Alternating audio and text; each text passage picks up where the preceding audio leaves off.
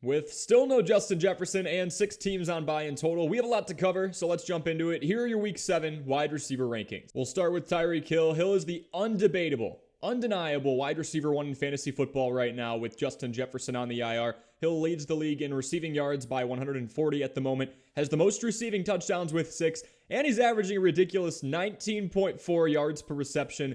He's a big play just waiting to happen, and he has happened a lot. That's indicative based off of his 6 plays of 40-plus yards. Nobody else in the NFL has 3 at the moment. He has 4 performances of at least 100 yards and now faces an Eagles defense that's in the bottom half of the league, allowing 230 passing yards per contest. Stephon Diggs has been nothing short of dominant once again, and nearly the entire Patriots secondary is questionable on the depth chart right now. Diggs currently leads the league in target share at 33.5% and is only behind Garrett Wilson and Davante Adams in first read share percentage. Josh Allen is looking his way early and often, in other words.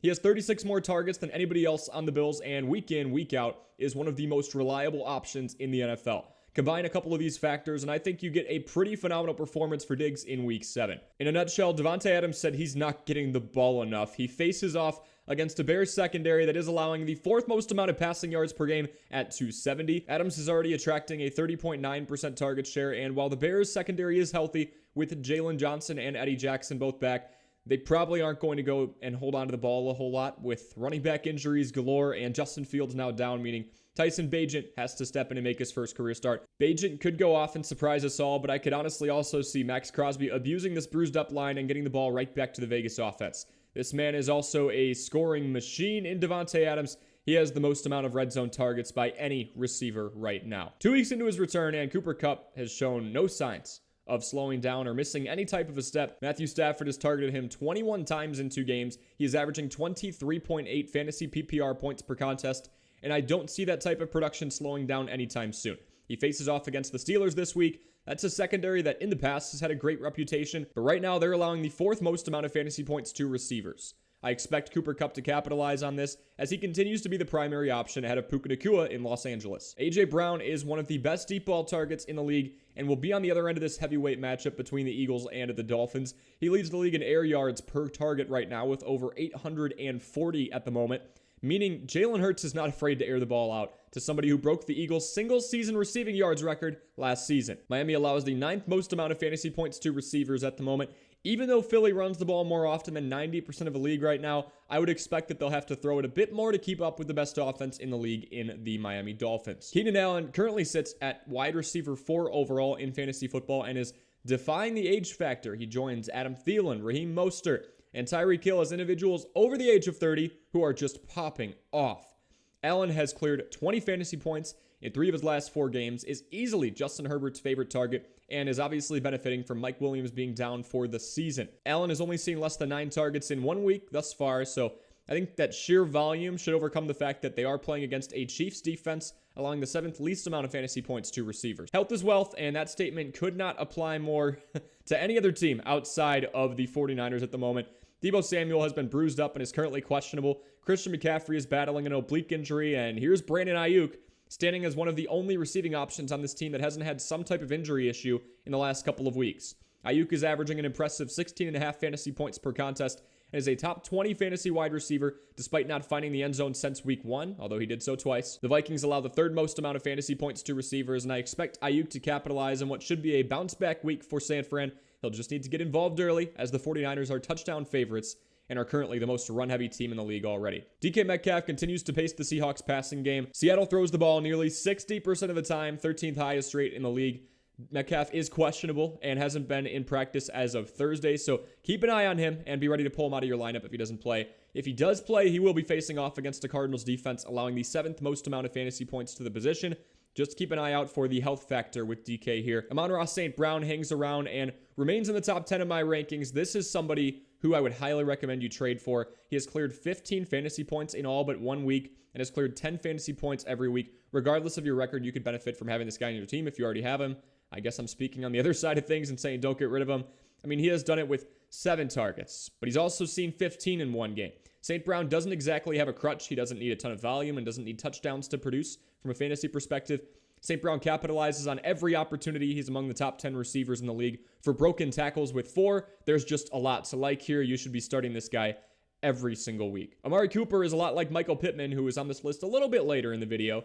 Regardless of what happens around him, specifically if his quarterback goes down, this guy's going to find a way to show out more times than not. With PJ Walker back there against one of the toughest defenses in the league, Amari Cooper put up his second 100-yard performance in the last 3 games. This week, he faces off against a secondary in Indianapolis that allows a bit more. The Colts are giving up 243 passing yards per contest. That's bottom 10 in the league right now. And even though Cooper has just 3 more targets than Elijah Moore, he has greater than double the amount of receiving yards as him. Devonta Smith is in a bit of a rut at the moment. We've got him here at 11. After putting up 18 and 23 fantasy points over the course of the first pair of weeks, he has only broken 10 points one time in the last month. I'm still pretty confident in his fantasy upside considering he saw 11 more targets last week despite only hauling in 5 of them. We're just not seeing Smith and Hurts connect as often as he has racked in just 28 of his 45 targets on the season. Smith is questionable at the moment, but the guy has a phenomenal opportunity against the Dolphins this week in a matchup where the projected point total is hovering around 53. Expect lots of points, this should be a shootout, and I want every part of it if Smith is healthy. Marquise Brown has been the lone bright spot for an otherwise pretty disappointing team in the Cardinals. He's the team leading receiver, averaging around 9 targets per game, and he's in kind of a similar spot to Adam Thielen this year, or Brandon Cooks in years past with the Texans. He's the number 1 wide receiver on a losing team, and that's a blessing, fantasy-wise, because you have a team that's likely going to be throwing for all 4 quarters in an attempt to keep up on the scoreboard. He faces a Seattle defense this week, allowing the most amount of fantasy points to wide receivers, and once again, Arizona is a heavy underdog. They're being given 8 points in this one, 8-point underdogs.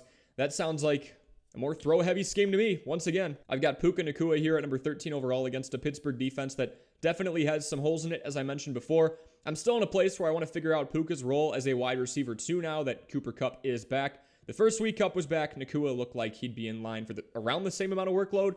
This last week, he saw a season low in targets with just 7 and came back down to earth for sure. That's why for those of you asking me about trade options involving Nacua, I'm saying I want to wait just one more week to establish his value. This may help those of you looking to deal him since the Pittsburgh defense has allowed so many points to receivers this season. I've got Terry McLaurin up next in his matchup against the Giants this week, and all things considered, he's in a pretty good situation. Not only is he the number 1 target for Washington by 11 targets, but this is a team that literally has to throw the ball. The Commanders' defense allows 29.3 points per game. I talked about Sam Howell being a sleeper. This is exactly why. This team, yes, they only gave up 16 points last week, but that was par for the course for an Atlanta offense that has struggled all year. So what's the result of a defense giving up a lot of points? The offense needs to throw the ball a lot. That's why the Commanders throw the ball 67% of the time, the 3rd highest rate in the league. The Giants are in the bottom half of the league in terms of fantasy points allowed to the position, so keep that in mind as well. Jalen Waddle has redeemed himself in the last couple of weeks, so he gets to sneak into the top 15 of my rankings for week 7. I said last week it's really hard for me to lean off of the number 2 option in the best offense in the NFL, even if he's had a bit of a tough rut. We've got performances of 14.5 and 18.1 points in a standard PPR format in the last 2 weeks. And the little volume crisis I started to mention is fading. Waddle has seen 19 targets in the last pair of games combined after seeing just 21 looks in his first 3 games combined. As mentioned in the Tyreek Hill analysis, this is a very attackable secondary in the Eagles right now. If Waddle can stay healthy and continue to see this volume he has had as of late, we are in fine shape with him here. Zay Flowers is at number 16 on this list after getting his first NFL touchdown that happened to be in London overseas. This is the first time in a while that a traditional receiver on this Ravens offense is outperforming Mark Andrews, the impromptu wide receiver one the last few years. Flowers is averaging right at 8 targets per contest. Fantasy-wise, he's been productive as well with at least 10 PPR points in all but 1 game so far. The Ravens are favored by a field goal, but Detroit has looked like one of the toughest teams in the NFL through about the 3rd waypoint of the season. If that ends up being an upset and Baltimore has to end up working from behind, look out for some more Flowers targets. Christian Watson rolls in next, mainly due to the weak opposition lining up across from him. The Broncos defense has been abysmal, and that's putting it lightly. Denver is allowing 33.3 points per contest. That's the highest mark in the NFL by a decent amount. Their lone win this year was a nail-biter against the Bears, and they even gave up 28 points to that offense that was struggling at the time. Christian Watson was limited in his first game back, then saw his snap percentage rise to near 90, and now he's building off of the bye week. He should be 100% phenomenal spot for Watson here. Deebo Samuel is another name to monitor considering he is still battling injury. We have seen him out there seemingly used as a decoy at times, so even if Samuel does play, I want to preface that this ranking is strictly based on Deebo Samuel being at or very near 100%. We've seen him hit north of 10 fantasy PPR points on 4 occasions when healthy, and the opposition for this week in the Vikings is relatively weak. But again, I digress. I bring up that the 49ers are favored in this one and are already the most run-heavy team in the league. At least in Deebo's case, he is used out of the backfield from time to time. DJ Moore has seen the usage many of those who drafted him were hoping for since the Week 1 debacle where everybody was freaking out because he barely got any looks against the Packers. Moore has seen at least 8 targets in each of the last 3 weeks. He obviously had that explosive headline performance against Washington in Week 5 that equated to 49 fantasy points and put him in the top 5 in receivers right now, which, that's where he still resides, but obviously is some skewed data there. Justin Fields is down, and at least on a couple of occasions against the Vikings last week, the backup in Tyson Bagent didn't have the best arm strength. He tried to win the game with a couple of minutes to go on a 40-yard pass to DJ Moore and missed him well short for a game-ending interception. Moore is going to need a lot of yards after catch to thrive here. The good news is that Tyson Bagent, from what we saw, gets the ball out fast. There were some quick rollouts in those few series that we watched him, 3-step drops, and that can allow PPR fantasy owners to feel at ease knowing maybe Chicago's offensive line doesn't end up posing too much of an issue. The Bears are underdogs in this game, so a throw-heavy scheme should be in order for sure. I haven't been the biggest Drake London fan this year. I haven't really made a secret of that either, and that's mostly due to the lack of production on this Atlanta offense as a whole. They're scoring just 16 points per game, are still heavily invested in the run, obviously, after drafting Bijan Robinson, and still using Tyler Algier a decent amount. However, Drake London has picked up steam as of late. He has scored in the double digits in 3 of the last 4 games. He's the team leader in targets, receiving yards, and touchdowns, starting to take some of those titles away from Jonnu Smith. London is also facing a Buccaneers secondary this week that's allowing the 10th most amount of fantasy points to wide receivers. I've got him here at 20. Despite being the wide receiver 2 on his team, Tyler Lockett has the most targets in Seattle right now. Jackson Smith-Njigba is still settling into the offense and has primarily been put on check-down routes. And even so, with those higher percentage throws, he's barely caught 60% of his targets thus far, well below league average. Lockett is 7th among receivers in red zone targets right now and currently commands a modest target share of 20% flat. He's looking like a mid to low tier wide receiver 2 in fantasy against a vulnerable Arizona defense, but he'll need to score early in case the Seahawks go up big. This matchup between the Bucs and Falcons might be tough to watch for those who enjoy high-scoring matchups.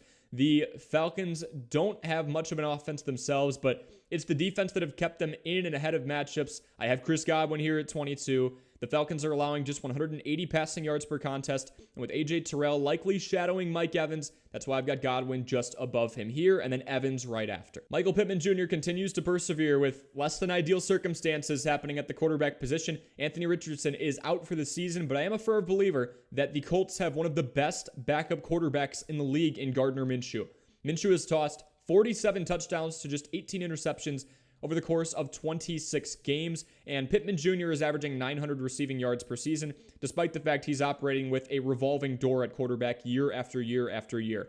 It's going to be a tough challenge facing off against a Browns defense, allowing just 121 passing yards per game. We saw what they did against the 49ers last week, albeit there was some weather involved, but that's the lowest amount of passing yards allowed per game in the league. Pittman Jr. has seen at least 10 targets in 4 of 6 games so far, so the volume should give him at least a chance to have an impact. Romeo Doubs sneaks onto this list due to the weakness of Denver's defense and the fact that he has been a key contributor, 2nd on the team in red zone targets, 1st on the team with 3 receiving touchdowns. Green Bay is coming off a bye. I think the second option on Green Bay is still going to have a pretty big impact against a Denver defense that has struggled some more. Fringe players just outside of the top 25, but worth mentioning are Jacoby Myers, George Pickens, Jordan Addison, Curtis Samuel, and Deontay Johnson. Thank you so much for watching. Feel free to ask any questions you have in the comments section below. Make sure you like and subscribe for helping you out as we head into week 7 of fantasy football, and we will see you in the next video.